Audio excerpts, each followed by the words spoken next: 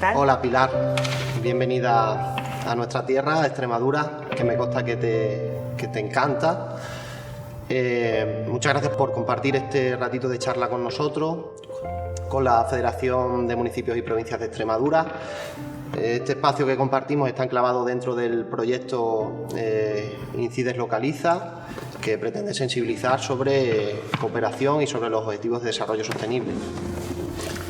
Pues nada, muchas gracias. Estoy encantada de estar de nuevo en Extremadura. Ya es casi parte de mi vida, de uno de los territorios que estoy viniendo más.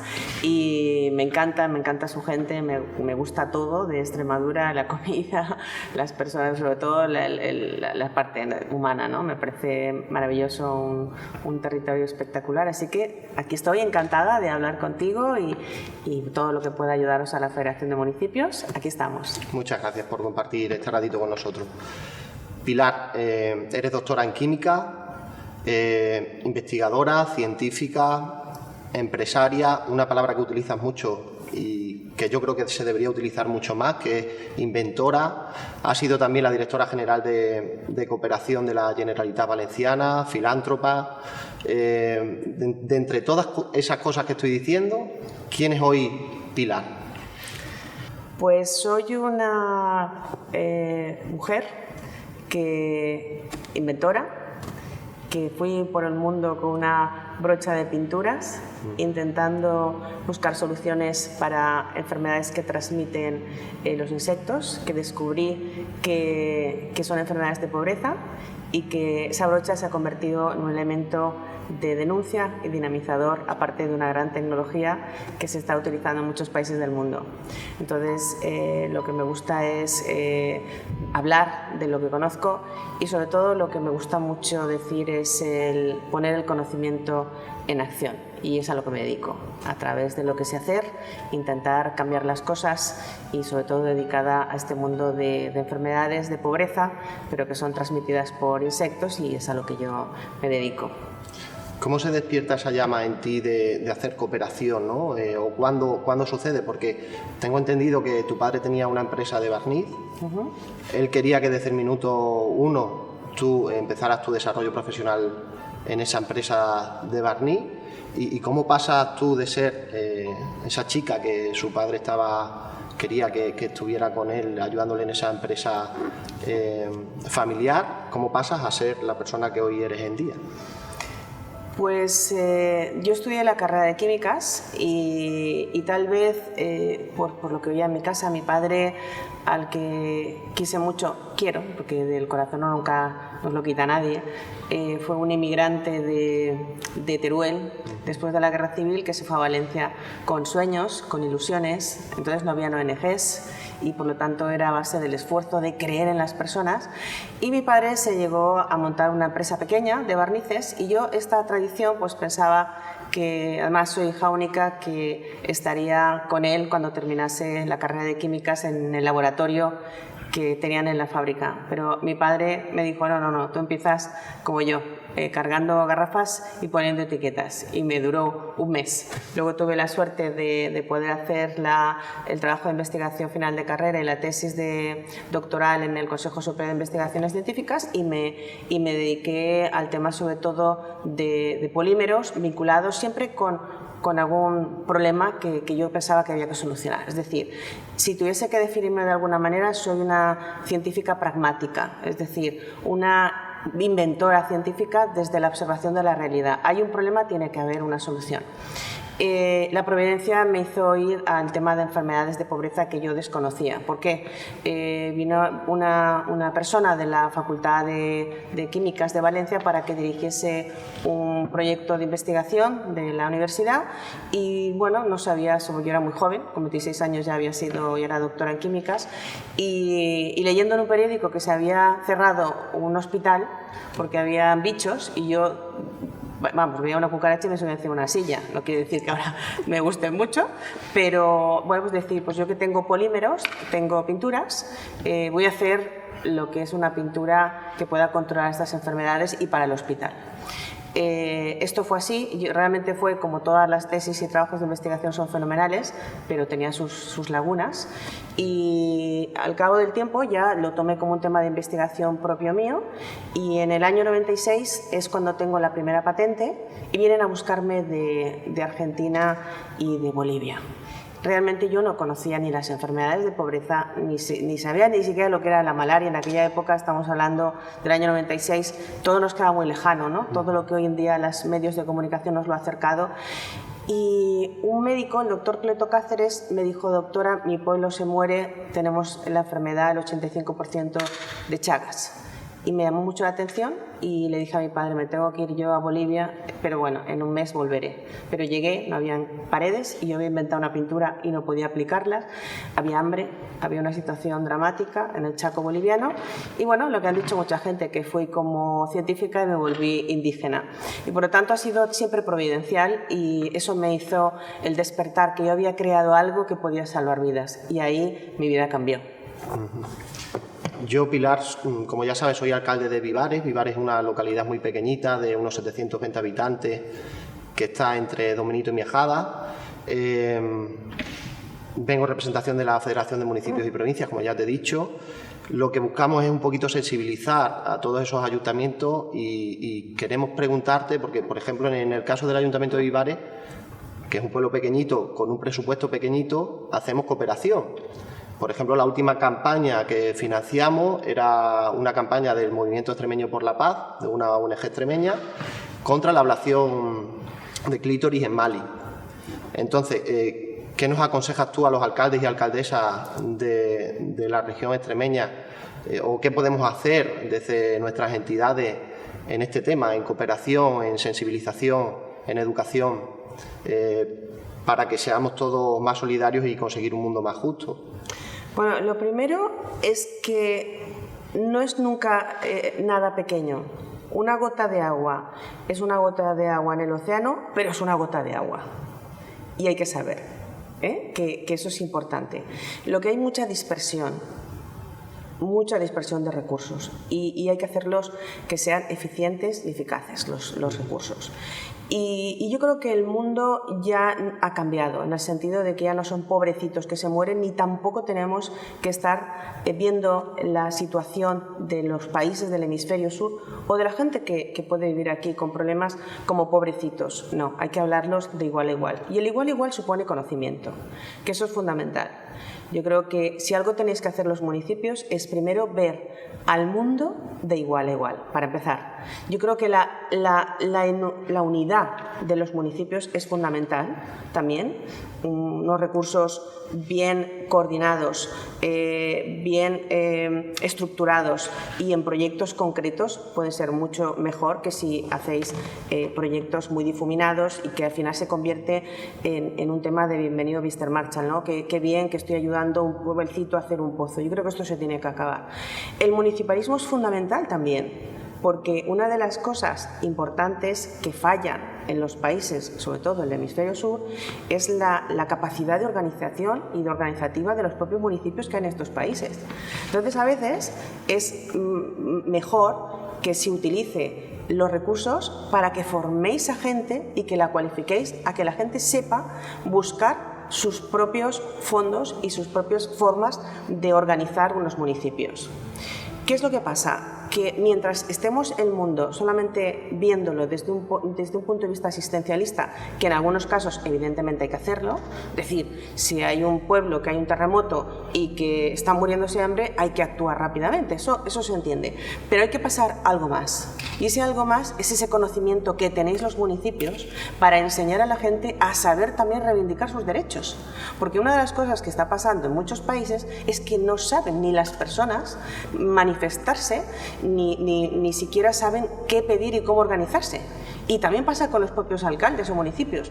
Y no nos olvidemos también de muchos lugares que hay corrupción, que el propio municipio de aquí puede enseñar que la transparencia es fundamental y que eso hay que empezar a hacer. Por eso la movilización social es tan importante como la ayuda específica social.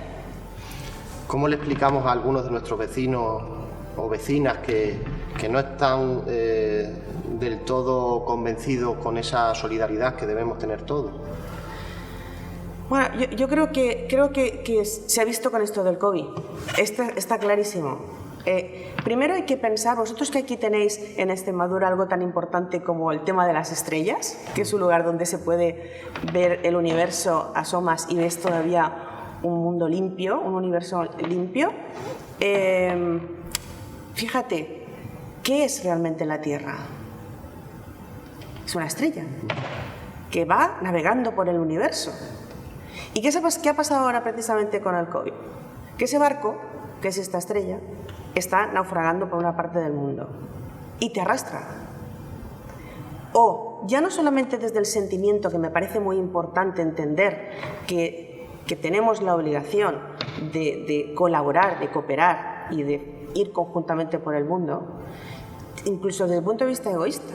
Es decir, este barco, este hemisferio sur que se está muriendo, como no se ayude desde un punto de vista global, el barco nos arrastra todo. Ya pasa con el COVID. Y esto es lo que demuestra que los virus estaban llamando a la puerta, llevaban mucho tiempo llamándonos a Europa y al mundo.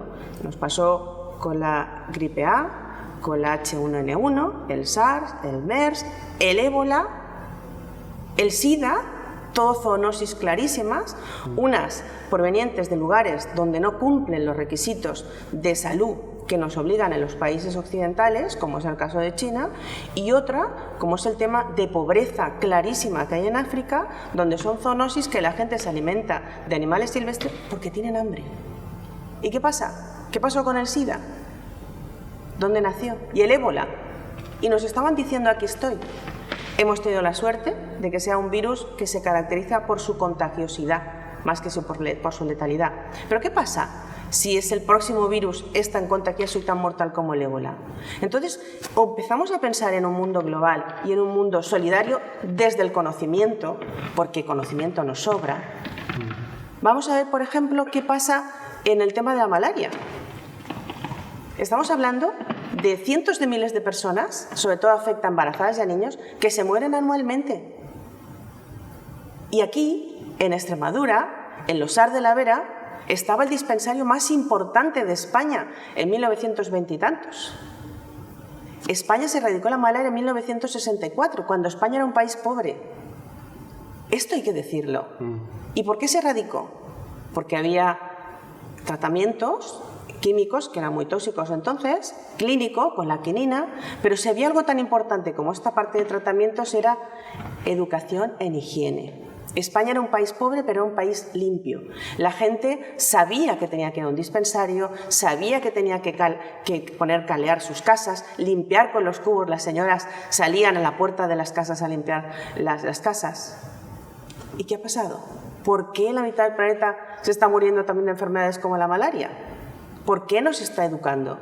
Ahí es lo que entramos, que el mundo hay que cambiarlo a través de los sentimientos y del conocimiento. Tenemos que verlos de tú a tú y saber que aquí lo hemos sufrido. Yo creo que algo muy importante que tenemos que hacer las personas es no olvidar. La memoria histórica es muy importante para no volvernos a equivocar y además para enseñar. Y ahí la parte importante también de los políticos, ya no de la política municipal, sino de la macroeconomía, que está fallando. Pero al final, desde esa pequeña gota que estamos diciendo antes, también sois unas gotas de municipios que gota, gota, gota, gota, podemos hacer cambiar conciencias y también hacer que la macroeconomía se entere que aquí estáis para cambiar las cosas también. Vamos a hablar, si te parece, Pilar, de objetivos de desarrollo sostenible. ¿Crees que realmente está siendo efectiva la Agenda 2030? ¿Está siendo útil la Agenda 2030 y esos 17 Objetivos de Desarrollo Sostenible que se fijaron? Vamos a ver, porque yo desde que conozco las agendas siempre se van alargando 10 años más. Empezó con la Agenda del 2000, 2010, el 2020 y ahora el 2030. Me gustaría pensar que los objetivos se van a cumplir, me gustaría creérmelo. Pero mientras no haya una disciplina global, internacional, y mientras no hayan planes estratégicos global, no se va a conseguir nada. Fíjate una cosa muy interesante. Yo que trabajo en enfermedades endémicas por todo el mundo, hemos hablado de la malaria. ¿Sabéis que no hay vacuna para la malaria y que los intentones que ha habido pues no funcionan, ¿vale? Fijaros qué contraste, que estamos hablando de enfermedades de la malaria, que mueren cientos de miles de personas y una vacuna. Y aquí estamos pensando en el COVID, que se haga una vacuna en 3 meses. La diferencia, ¿no? Como cuando hay recursos se busca todas las posibilidades para que se haga todo mucho más rápido. Pero vamos a imaginarnos en un mundo donde hemos conseguido esa vacuna o hemos conseguido erradicar la malaria en África. ¿Vale? Lo hemos conseguido, pero resulta que debajo, por ejemplo, del cuerno de la parte de Somalia, toda la parte de esa parte de África, se mueren los animales, tienen una enfermedad transmitida por una garrapata, que es la teleriosis, o en la parte del corazón de África, la parte de Congo, Nigeria, toda la parte del centro de África, existe una enfermedad transmitida por la mosca sesé, que es la trypanosomiasis africana, que afecta al ganado sobre todo, y que por eso se ha desertizado toda la zona agrícola fértil, porque la gente, los animales, sobre todo las vacas, se trastornaban y las personas pasaban lo que es la enfermedad de sueño. Y si no se soluciona, resulta que no tienen animales para alimentarse. Y la agricultura, resulta que también estamos viendo imágenes de sequía tremenda en la parte de Somalia, en la parte debajo de Etiopía, que son zonas que están completamente desérticas cuando tienen el río Nilo cerca y no se ha hecho un trabajo estratégico de conducción de aguas o de enseñar el tema de regadío. Y con esto quiero decir que esto es lo que va a pasar si no se hacen planes estratégicos. ¿De qué me sirve solucionar una enfermedad si no tengo solucionado el tema de la alimentación? Si no tengo solucionado el tema de la agricultura, del ganado y del trabajo. Por eso es tan importante que todo lo que se plantee tiene que ser planes estratégicos. Si no, se quedará todo cojo. Habrá una parte que funcionará, otra que no, pero al final volverá a arrastrarnos con lo que ha pasado de ese barco que estamos diciendo que va navegando por el mundo. Entonces, ¿realmente qué está sucediendo para que vayamos posponiendo estos objetivos que nos vamos proponiendo como sociedad? ¿Qué está fallando en ese establecimiento de esos objetivos exactamente? Pues primero porque no hay planes estratégicos globales y luego, desde mi punto de vista, es que se hace demasiada importancia nombrar los problemas. En el caso de la malaria, lo importante es la malaria. Ahí hablan de congresos de malaria, hablan de vacuna de malaria, hablan de todo lo que quieras alrededor de la malaria. Es que no hay medicamentos para malaria, pero no se habla de las personas que sufren la malaria. Entonces, mientras no se tome como importante las personas, todo lo demás no funcionará. Ese es el gran debate. Las personas que sufren hambre, enfermedades, guerras. ¿Cómo podemos estar hablando de un mundo maravilloso mientras se están apoyando guerras, se están mandando armamentos a países que están sufriendo la guerra? ¿Cómo vamos a solucionarlo? ¿Qué compromiso va a haber? Estamos hablando de un mundo perfecto y que se van a solucionar, pero se va a solucionar. Estamos hablando de muchas guerras que están activas y esas guerras activas están vendiendo armamento de los países occidentales. Entonces, ¿habremos conseguido los objetivos mientras falle una de las patas importantes como es la seguridad? Estamos hablando de gente que está refugiada, de gente que está viviendo con problemas de inmigración, con gente con hambre, con mafias. Entonces va a ser difícil. Por eso tiene que haber una parte tan importante que es ese mundo global donde precisamente los políticos formáis un mundo muy importante para cambiar las cosas. Hablando de desigualdades, una de las mayores desigualdades que estamos viviendo hoy es la desigualdad entre el hombre y la mujer. A tu juicio, ¿qué podemos hacer como sociedad para luchar contra esta lacra de desigualdad? Lo primero es que hay que cambiar los estereotipos. Es decir, que es muy importante, primero, que las mujeres dejen el espacio que han ocupado los hombres hasta ahora, el mismo espacio, no cualquier espacio, sino los espacios importantes que te dejen participar. Y los estereotipos también cambiarlos, es decir, todavía a la sociedad le cuesta aceptar que la mujer seamos capaces de hacer exactamente lo mismo que los hombres. Esto es un tema de cambios y en la vida los cambios son muy lentos, pero en este momento va todo mucho más rápido por los medios de comunicación, por las redes sociales. Solamente hace un siglo yo no estaría aquí. no podría votar, no podría tener una cuenta corriente y ahora va todo mucho más rápido. Pero lo más importante es que nos creamos que vamos a jugar en la misma liga. Y además que somos mujeres también que queremos jugar en Champions, que no queremos solamente estar jugando sin ningún tipo de trofeo, sino que queremos estar en las mismas condiciones, que eso es fundamental, jugar en Champions. Y yo como inventora, que es lo que como me gusta definirme, es muy interesante. No sé si has leído un libro de una escritora que se llama Sandra V, que escribió un libro que se llama Mujeres superinventoras, supermujeres, y que ha hecho un estudio de las 1000 mujeres a lo largo de la historia que han sido inventoras. Es muy interesante porque esto que decía yo, que me considero una científica pragmática, la mayoría de las científicas que están en ese libro de las inventoras tiene que ver mucho con el pragmatismo. Hay un problema, hay una solución. Igual que hice yo, pues hizo la mujer que inventó el lavavajillas, así sucesivamente. De esas 1000 mujeres selecciona 90 y tal. Una soy yo, soy de las pocas vivas que bueno, eso tiene una ventaja, que cuando queréis hablar conmigo, con una inventora a lo largo de la historia, como estoy viva, pues me llaman a mí. Pero fíjate que la primera inventora de la historia fue María la Judía, que fue en el siglo II después de Jesucristo. ¿Pero qué se conoce de María la Judía? Pues que ella solamente había inventado algo tan importante como el baño de María, que era muy importante para la homogeneización de los líquidos en el mundo de la química. ¿Pero qué se conoce del baño de María? Los flanes del baño de María, los huevos al baño de María. Se consideró como un tema de cocina cuando era un tema de aportación química muy importante. Esto es lo que hay que cambiar. O sea, estamos aquí para participar, para jugar y para estar en la misma liga que los hombres. ¿Y quién se lo tiene que creer? Los hombres y las mujeres.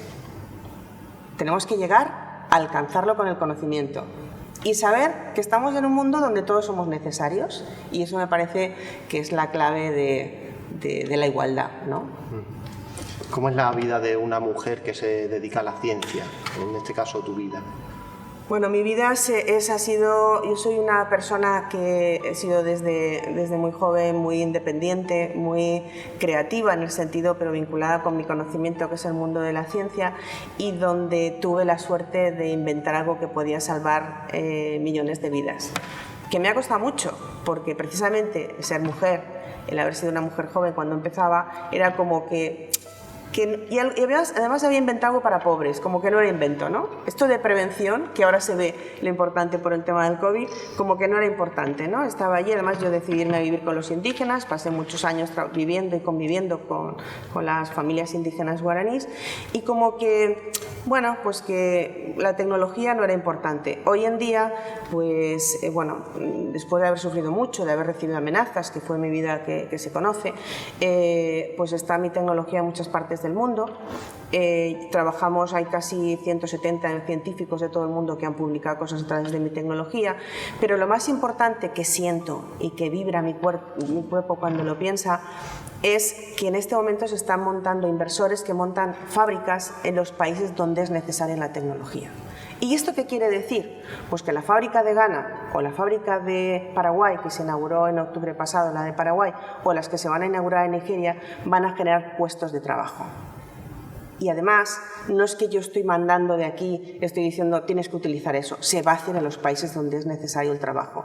Entonces, mi mundo en este momento pues es un mundo de pasión, de cuando me dicen tienes cara de cansada, no, lo que tengo son ojeras solidarias, porque me siento feliz de pensar que mi tecnología va a generar puestos de trabajo, y va a trabajar ingenieros, y van a trabajar químicos, y va a hacer que el mundo se vea de igual a igual. Y luego tengo la suerte de ser muy afortunada desde la familia. Tengo una pareja y unos hijos, todos que han aceptado mi locura. Hace un tiempo me preguntaban que cómo llevaba esto, ¿no? Porque yo siempre les decía que a mí desde muy pequeñita siempre me decían, estás loca, estás inventando, porque yo siempre inventora cosas. Y siempre digo que qué bien que te digan que estás loca, porque cuando te dicen que estás loca es que vas por el camino de hacer algo grande. Eso es fantástico. Cuando te dicen que pasas por ahí, no va a pasar nada. Así que he tenido la gran fortuna de ser una loca maravillosa, con una familia maravillosa, que me acompañan, que lo han entendido y que además están a mi lado, apoyándome. Mi madre, ahora que la tengo muy malita, con demencia, pero que vivo su infancia, que es maravilloso ver la infancia también de una madre. Cuando murió mi padre, que ella tenía 79, 80 años, ella estaba con una depresión. Le hicimos meterse en un curso de informática, y dentro del proyecto mío, del proyecto de mujeres que creé, del movimiento de mujeres indígenas en Bolivia, que ha crecido mucho, pues mi madre tenemos un proyecto de una radio. Ella aprendió a manejar internet y daba las recetas de la abuelita. Y mi madre, con 80 años, se iba de cooperante a la escuela de hostelería que había creado, con 80 años. Con esto, ¿qué quiero decir? Que cualquier persona que nos escuche, no hay edad. No hay conocimiento específico para salir a la calle y ponerte a hacer cosas. Puedes ser ama de casa, puedes ser médico, puedes ser abogado, puedes ser alcalde, puedes ser panadero, puedes ser lo que quieras. Lo que hay que hacer es utilizar tu conocimiento al servicio de los demás. No inventar. No creer que el mundo de la solidaridad solamente es la medicina y el maestro. No, es todo. Es lo que sabes hacer. ¿Y qué sabemos hacer? Es que al final la vida es un tema de azar. Yo nací en nadie me dijo dónde yo iba a nacer. El azar me hizo estar en una familia determinada. Ni siquiera elegí mi cerebro. Es todo azar. Entonces, sepamos reconducir el azar que nos ha dado la vida, lo que sabemos hacer, a través de poner ese conocimiento al servicio de los demás. Que es maravilloso. Es maravilloso. El otro día, cuando me daban el premio en los Arts de la Vera del tema de paludismo, había un científico que me decía: Pilar, es que llevo años queriendo hacer algo, soy biólogo y no sabía qué hacer. Y yo le decía: es que tienes que hacer lo que sabes hacer. Es que si tienes radio, y tú que eres periodista, aparte de alcalde, lo que hay que hacer es eso, comunicar. Eso es lo importante, saber cada uno lo que quiere ser, lo que es, y ponerlo en marcha. En tus conferencias, Pilar, hablas mucho de la importancia de la autoestima. ¿Qué es lo más importante? ¿Las características que tenemos cada uno como persona, o esos factores, el factor cultural, familiar, los factores económicos, social? ¿Qué es más importante en el aspecto de la autoestima?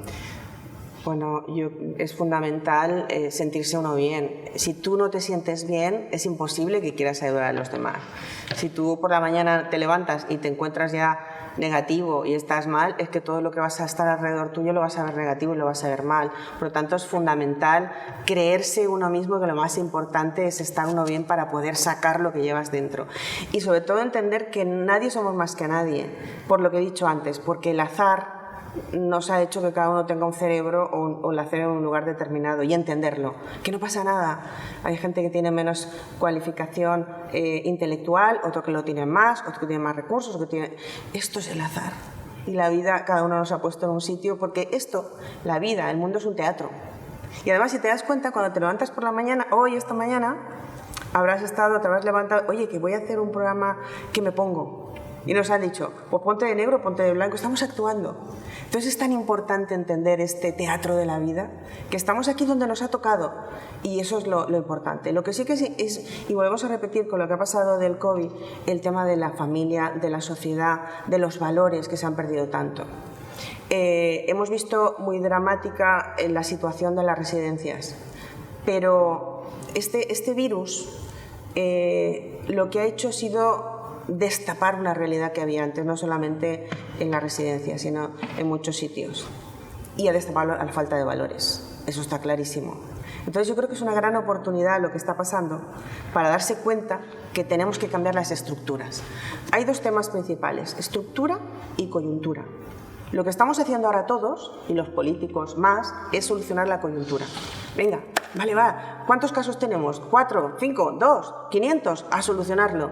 ¿Y la estructura? ¿Qué pasa con las residencias? ¿Es solamente la forma en que se estaban llevando? Habrán muy bien, pero hay un problema estructural. Y hay un problema también familiar. Hay un abandono también en muchos casos de las personas mayores.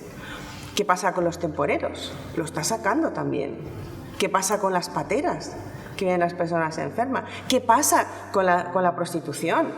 Que ahora de repente se cierra, cuando de repente hay un problema de mafias y de mujeres que las pobres están sufriendo. ¿No habrá que tocar también estos temas?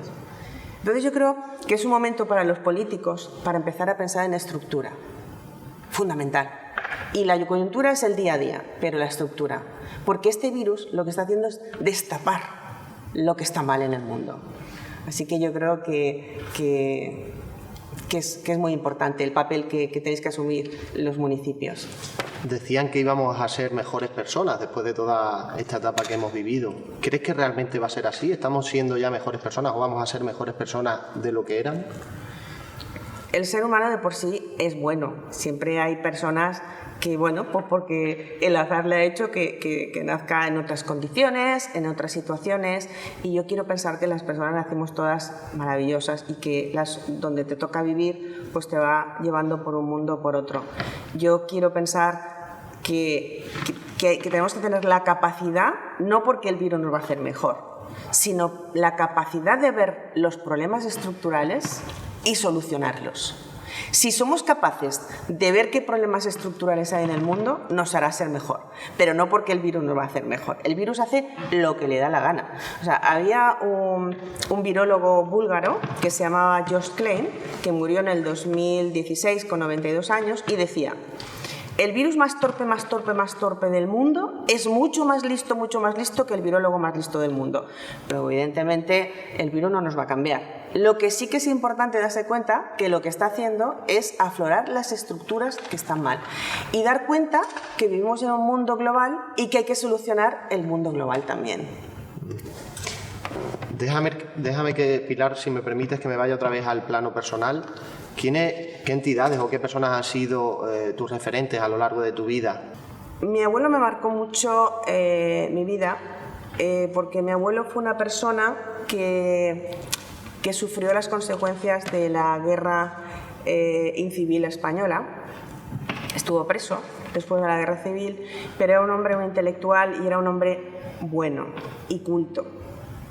Y tal vez en mi casa eso me han enseñado desde pequeña a ver mucho amor y a saber salir adelante y bueno, y para mí fue un referente desde el punto de vista humano.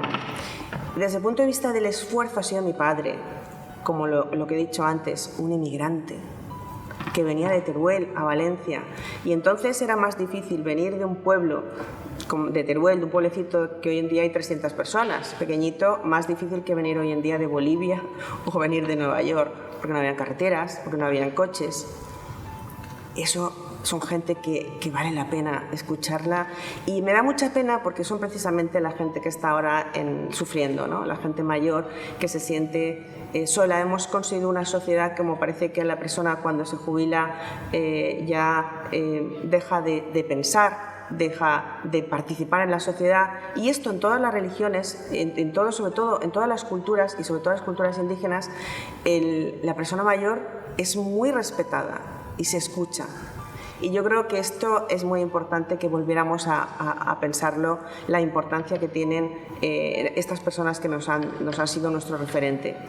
Hace un tiempo, en una entrevista, me estaban preguntando qué pasará, cuando te jubiles, qué pasará dentro de unos años, cuando te jubiles. Yo les decía, la creatividad no se jubila, el cerebro no se jubila. Entonces tenemos que empezar a entender que todos somos partícipes de este barco y que todos somos fundamentales.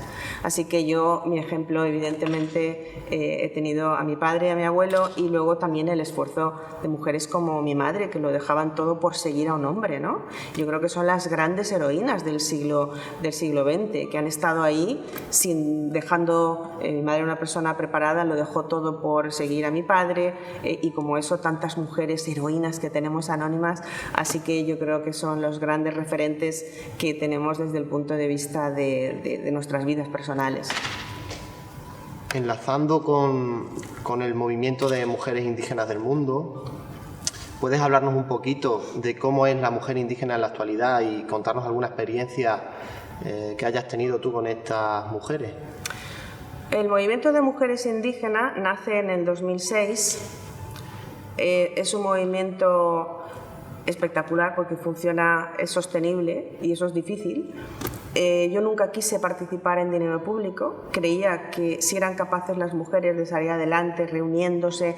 Yo me acuerdo cuando vivía allí en el 2006, era como una predicadora, íbamos allí, nos dejaban en un local en la iglesia para podernos reunir y hablábamos ahí, y yo sabía que si eran capaces de reunirse Todas las semanas, un día eran 2, otros 3 y otras 100, pero para hablar, para conseguir ese movimiento iba a funcionar. Yo me encontré, como he dicho al principio, que había inventado una pintura pero que no había paredes. Entonces me hice albañil, empecé a hacer adobe, pensé que si hubiera sido química en la prehistoria hubiera inventado algo. Entonces encontré una planta que tenía mucha resina y lo mezclaba con heces de burro y vaca y con esta planta, y empecé a hacer adobe, pero me di cuenta que cuando llegaba yo a una casa, en la comunidad, la casa estaba vacía, enferma, los niños enfermos y la mujer sin saber hacer nada. No han tenido posibilidades de formarse. Entonces, cuando creé el movimiento de mujeres indígenas, era principalmente educación y formación. Y hoy en día pues, han pasado más de 1.500 mujeres por la escuela de peluquería. Lo importante también de la peluquería, de la escuela. Si es que al final no somos diferentes. Y yo también soy indígena, y tú eres indígena. La palabra indígena es originario de un sitio. Y si todos fuéramos capaces de pensar que todos somos indígenas, las cosas irían muchísimo mejor. Y quieren estar guapas, y quieren sentir, y quieren manifestarse, y quieren dar de comer a sus hijos. Y quieren. Entonces es, por lo mismo, repito, la importancia de dar ese conocimiento al servicio de quien no ha tenido esas posibilidades, ¿no? Somos iguales, nos cambia el hábito. Cuando dicen el hábito no hace el monje. Donde nos ha tocado, volvemos al azar, nacer, pero tenemos los mismos sentimientos, los mismos problemas. Ellas sufren mucho porque en el mundo de la pobreza hay mucha marginación, hay mucha violación, falta de los derechos humanos. Pero ¿cómo cambiará? Cuando ellas mismas sepan poder decir aquí estoy yo, y sobre todo el ser independientes. La forma de ser independiente es tener trabajo, ser independiente, y eso es fundamental. Y ese movimiento, pues bueno, pues ha crecido mucho. La escuela de hostelería, la manicure, pedicure que llaman allí. Hoy en día tenemos una cosa que era mi gran sueño. El mundo indígena guaraní, los niños tienen una sensibilidad especial por la música, por lo que sea, tienen un sentido musical muy importante que se ve en la película de La Misión de los jesuitas. Y en este momento también tenemos ya una escuela de música, de guitarra y viento, de violines, con 60 niños indígenas que no hubieran podido hacer nada. ¿Y cómo van saliendo las cosas? Pues yo fui en octubre, cuando fui a inaugurar la fábrica de Paraguay, me estuve allí un mes con la gente guaraní, y conseguí de una fábrica de España que hace violines, y todo el que venía a verme o algo íbamos con 2 o 3 violines. Y es maravilloso. Por eso repito, cualquier persona que nos escuche, es que todo vale, porque están sedientos de todo, incluso de arte. Tú puedes saciar a una persona de comer, come, verás cómo te sacias, pero el arte, lo que es la vida, la naturaleza, eso es insaciable. Y es por eso tan importante que se entienda el mensaje que quiero dar, la importancia que es insaciable el poder salir a hacer cosas por los demás, porque nunca se va a acabar.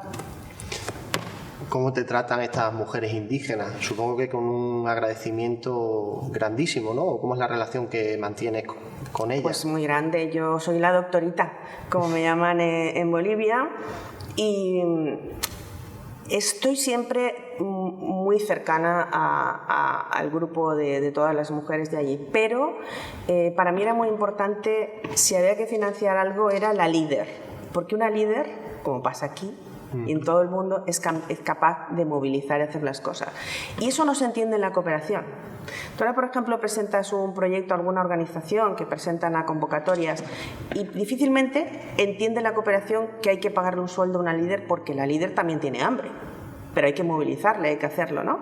Se ven más proyectos de un pozo o de alimentos, pero es muy importante el creer en las personas y que puedan hacer esa movilización.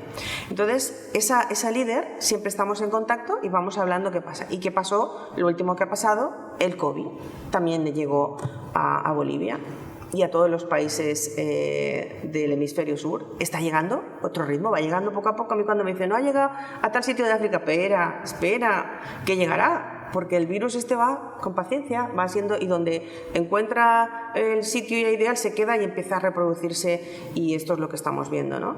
Y en el caso de Bolivia y en las zonas más pobres, confinar a un indígena es hambre, porque no hay nada. Pero no hay una mascarilla tampoco, pero no la pueden pagar. Hay que pensar que un indígena guaraní en este momento come por la mañana un mate de té, al mediodía una sopa de zapallo, de calabaza, y por la noche otro té. Niños, mayores, jóvenes, no hay otra comida. en la zona petrolera de Bolivia, ¿eh? Estamos hablando del Chaco boliviano, sin embargo no tienen nada. Y no tiene para una mascarilla. Entonces, inmediatamente, lo que es la escuela nuestra de costura se empezó a movilizar.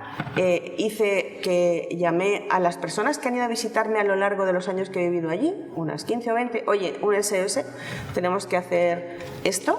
Y empezamos a movernos, a ver qué podíamos conseguir entre nosotros mismos, sin necesidad de hacer ni pedir nada a nadie, nosotros. Bueno, pues hemos conseguido que se fabriquen 15.000 mascarillas para todos los indígenas, se ha llevado alimentación a todos los indígenas y todo desde allí. Y bueno, ha sido maravilloso. Además hay una historia muy bonita, que no sé si nos da tiempo de contártela, claro. Pero una historia muy bonita para que veáis lo que es meter los sentimientos en todas estas cosas. Tal vez recordaréis este año, en febrero, más o menos, febrero o marzo, hubo un accidente de una cooperante psicóloga española que murió en una avioneta en Bolivia. Esta chica, Alba, estuvo conmigo en octubre, su madre es amiga mía de toda la vida, desde la juventud. Alba, con 22 años, preciosa, vino a hablar conmigo el año pasado y me dijo: Pilar, yo quiero irme de cooperante, y al final consiguió una plaza en Trinidad de cooperante, de psicóloga, porque quería nada más terminar la carrera dedicarse a ayudar. Pero vinieron a estar conmigo y estuvieron conmigo mucho tiempo en el Chaco con los indígenas guaraníes. Una niña preciosa y llena de vida, además de estas que irradian felicidad. Pasa el tiempo, octubre, noviembre, muy feliz, todo lo que sea, y bueno, le dice a su madre: mañana me tengo que volver a España porque sale un avión de expatriados y nos han dicho que nos movilicemos por el tema del COVID, y la avioneta que tenía que ir de Trinidad hasta Santa Cruz al aeropuerto tuvo un accidente y murió. Duro que tu hija se vaya a ayudar y que te la devuelvan quemada y bueno, la incineraron. Aquí van dos avionetas, y esta es la parte bonita, una que murieron toda la gente que estaba en la avioneta, y otra que iban con las maletas de ellos. Alba, que es como se llamaba, había ahorrado 2.000 euros para poder viajar cuando terminara de ser su estadía de psicóloga sin fronteras en Bolivia. Le llegó a su madre la maleta y me llama a mí. Me dice: Pilar, no puedo hacer nada con este dinero, quiero darlo al Momín. Y yo le dije: va a ser otra noche empezando, ¿qué podemos hacer? ¿Y qué se ha hecho con esos 2.000 euros? 1.500 o 2.000 mascarillas con el nombre de Alba para la gente joven y para los niños. Iban todos con el nombre del Momín y de Alba. Imagínate cómo se puede, dando imaginación, las cosas que se pueden hacer. Porque Alba, de donde esté, sigue salvando gente. Qué bueno.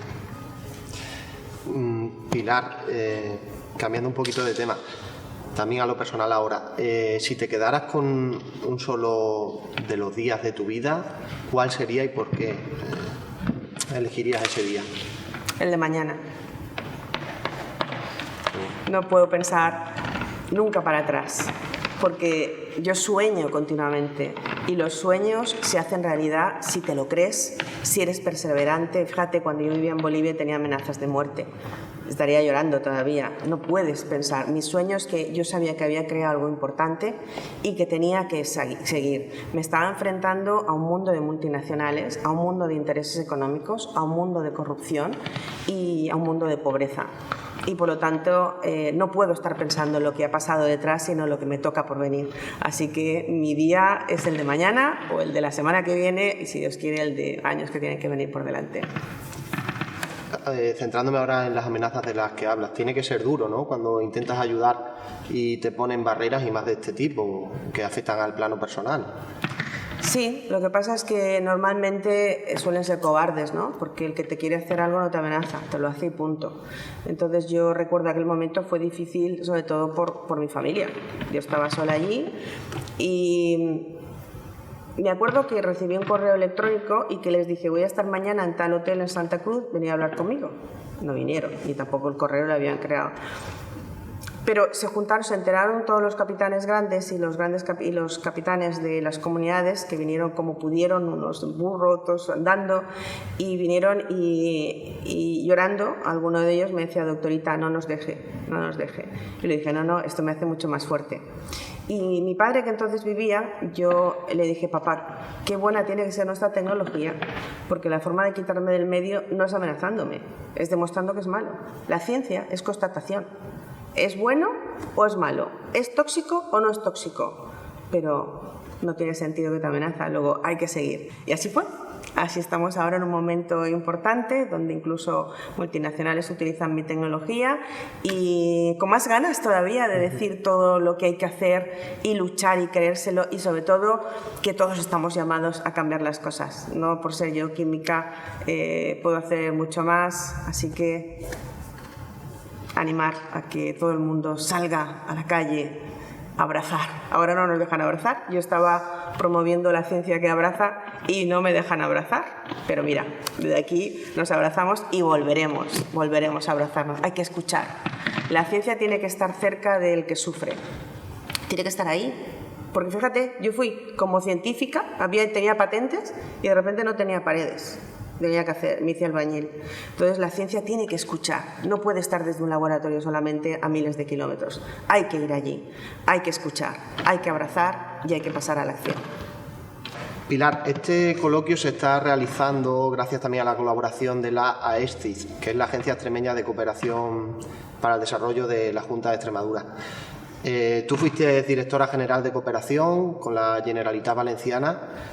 ¿Qué nos recomendaría a todas las entidades de Extremadura para que trabajáramos en cooperación, como desde tu experiencia profesional como directora? Realmente hace ya 20 años, desde el año 99, realmente yo acababa de estar viviendo con el mundo indígena, lo conocía muy de cerca, conozco muy bien las organizaciones y conozco cómo trabajan. Y yo era una persona independiente, que eso es muy importante, una persona que me lo creía y que lo conocía de cerca, de lleno, y entonces yo me dediqué principalmente a crear comités de trabajo donde no había un partido político, donde el objetivo era el que sufría. No se hablaba de partidos políticos. Creé el comité de emergencia, que es cuando pasó el terremoto de El Salvador, y estaban indistintamente del Partido Popular, del Partido Socialista, de los partidos que estuvieran. Estuve con el Fons Valencià, que era el municipalismo, haciendo municipalismo con ellos. Creé el comité de todas las universidades, que también unir a las universidades es complicado, y se hizo el máster de cooperación de todas las universidades de Valencia. Hicimos, seguramente habrás oído hablar en Radio Nacional y Televisión Española de Un juguete, una ilusión. Es un proyecto que inventé yo. Y de hecho, ¿y por qué se creó este proyecto? Porque dije, hay que hacer juguetes nuevos y nada de estar pensando en recoger juguetes para los viejos. Y entonces con los fabricantes de juguetes, y creé Un juguete, una ilusión, y empezamos haciendo unos pomperos. Hoy en día se mueven millones de euros todos los años que se compran juguetes y que genera trabajo a las empresas del juguete para poderlos mandar a países donde hace falta también ilusión. Pero no desde el punto de vista asistencial, sino que se compran juguetes y eso genera también el tema de trabajo, que también es importante en una época del año que baja la producción de juguete en España, ¿no? Entonces yo creo que es muy importante que os unáis. Es fundamental que no habléis de política en cooperación internacional, sino que habléis de lo que sufren las personas, que creéis comités de trabajo juntos, que no sea un tema de partido. Y me parece importantísimo que hayan agencias independientes de cooperación y que os lo creáis. Y es fundamental. Y transparencia fundamental. Luego fíjate lo que pasó al cabo de unos años en Valencia cuando pusieron una persona que no se lo creía y que tenía otros intereses. Entonces yo creo que eso es fundamental. Entonces yo creo que contar y sobre todo empezar a mirar los temas de tú a tú, de ver el mundo desde el conocimiento y desde el municipalismo, me parece fundamental. Una última pregunta, Pilar. Tenías un proyecto contra la despoblación, escuchando alguna de tus entrevistas hablabas de él. ¿En qué punto y en qué consiste este proyecto y en qué punto se encuentra actualmente? Bueno, el COVID hizo parar un poco la decisión de cuándo empezar el proyecto, pero es una nueva patente que voy a mirar también si hay posibilidades de poder también venir a Extremadura, y es un tema que, aparte de ordenar el monte, lo que hace es un tema para el control de las larvas de las moscas en cuadras de caballos, principalmente de lujo, y que puede generar miles de puestos de trabajo por todo el mundo, y aparte controlar enfermedades de animales, y aparte generar empleo en los lugares de las zonas despobladas de España. Con esto, ¿qué quiero decir? Que la España despoblada está muy bien para seguir en televisión diciéndolo, pero luego nadie se lo cree. Y te lo digo porque yo, que llevo ya 2 o 3 años con un proyecto que estoy lanzando, lo estaba viviendo en Aragón, me gustaría mucho también en Extremadura. Cuando vas a hablar con los fondos de inversión, cuando vas a hablar con los bancos, te dicen, pero estamos hablando de inversiones de millones, y te dicen, no, pero es que esto es una zona muy pobre, aquí no viven más que 300 personas. Y eso lo quiero cambiar también, porque al final las zonas despobladas necesitan inversiones, necesitan también conocimiento, pero la inversión es fundamental, y hay que empezar precisamente a través también de la política, pues conseguir que se obligue también a los fondos y a los bancos a que se preste dinero para proyectos donde no se mire solamente la rentabilidad como se mira un año, sino que se ve rentabilidad a un poquito más de largo plazo, pero que también puede ser una forma de generación de empleo y de movilización de las zonas, que es lo fundamental, la generación de empleo. Así que es una nueva patente y bueno, con muchas ganas de moverlo y de poderlo hacer por todos los sitios que podamos llegar para movilizar las zonas despobladas. Pero vuelvo a repetir, no vale el discurso de las zonas despobladas que ir a tener hijos o a decir ahora que es un sitio fenomenal para vivir porque no hay el COVID. No. Hay que invertir y hay que conseguirlo y tener ideas, porque hay muchas, Hoy en día en las zonas, el tema de la tecnología permite que se puedan hacer muchas cosas en zonas despobladas, pero volver a juntarse y empezar a hablar desde el punto de vista tecnológico y adelante, que me parece fundamental. Pilar, ha sido un enorme placer compartir este ratito contigo. Te doy las gracias por haber estado con nosotros en nombre de todos los alcaldes y alcaldesas de la región, en nombre de la Federación de Municipios y Provincias de Extremadura. Esperamos verte mucho más por aquí, por Extremadura. Eso será buena señal, así que muchas gracias por haber compartido este rato conmigo. Pues nada, un abrazo muy fuerte a los alcaldes y alcaldesas, a toda la gente de Extremadura, y espero volver y muchas veces, así que muchísimas gracias a vosotros, y todo lo que necesitéis los alcaldes y alcaldesas que yo pueda colaborar, ayudaros, aquí me tendréis. Muchas gracias.